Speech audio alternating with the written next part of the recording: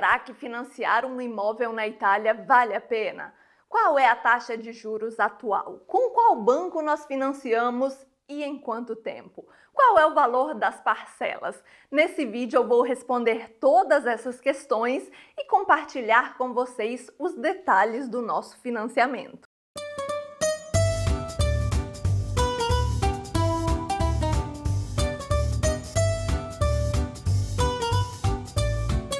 No vídeo anterior sobre os custos para comprar uma casa na Itália, eu comentei que nós conseguimos praticamente 100% de financiamento.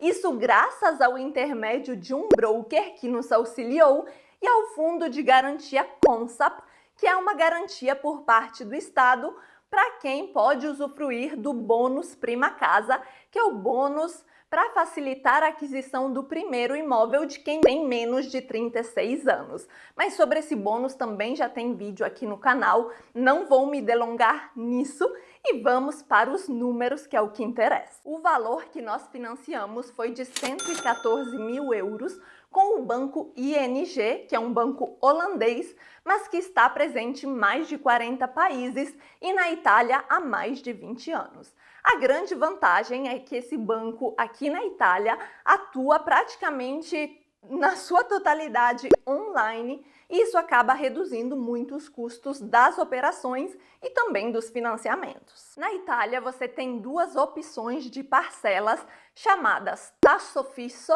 e tasso variabile, ou seja, taxa fixa ou taxa variável. A taxa fixa, o próprio nome já diz, é uma parcela igual durante todo o período do financiamento. Já a taxa variável varia de acordo com o andamento e a flutuação de mercado. Falando em porcentagem e financeiramente, é mais conveniente optar pela taxa variável, mas pode acontecer de uma parcela você pagar 1.000 euros e na outra você pagar 200 euros. A gente recebeu do mesmo banco as duas cotações e nós optamos por ter a mesma parcela durante todo o período financiado, que é de 30 anos ou 360 meses. É mês pra caramba, né? E nós preferimos essa previsibilidade das parcelas por dois motivos e eu já te conto quais são. O primeiro motivo é justamente esse, de saber exatamente quanto nós teremos que pagar pela casa a todos os meses. Fazendo isso, a gente consegue ter uma programação maior, inclusive das nossas reservas. Por quê?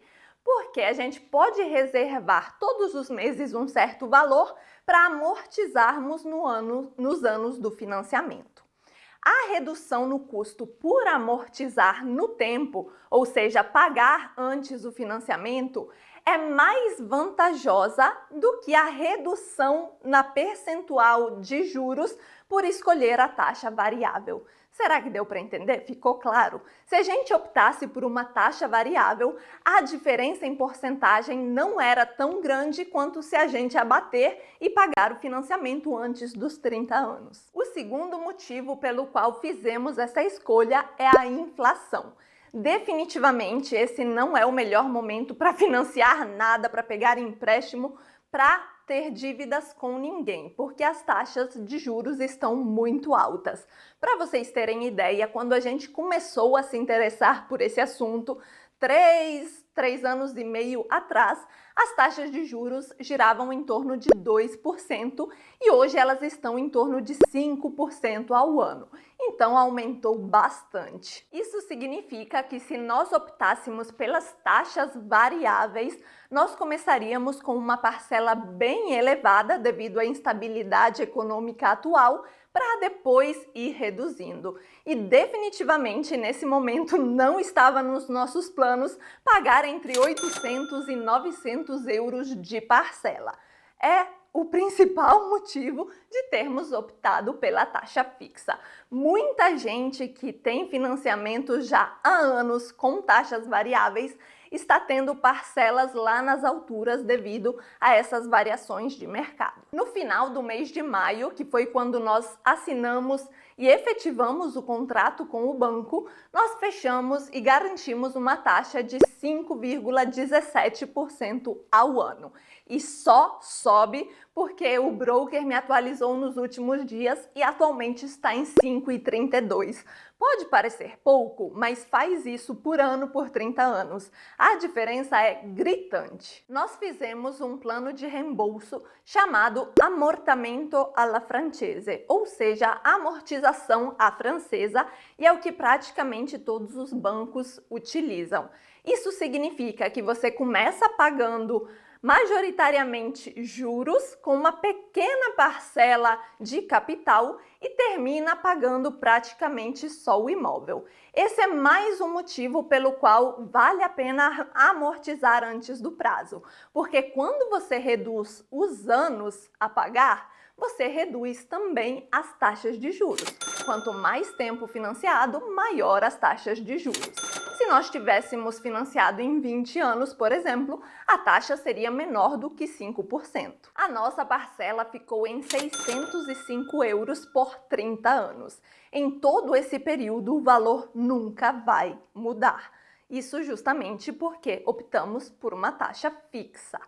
E para vocês terem uma ideia, na primeira parcela, 523 euros são juros e 82 euros são efetivamente o valor do imóvel. Isso, conforme os meses forem passando, os anos forem passando, vai se invertendo e no final você estará pagando praticamente só o valor do imóvel, porque todos os juros você pagou antes. Pra gente era essencial um banco que nos possibilitasse amortizar e pagar o saldo da casa antes desse prazo. Não são todos os bancos italianos que permitem fazer isso.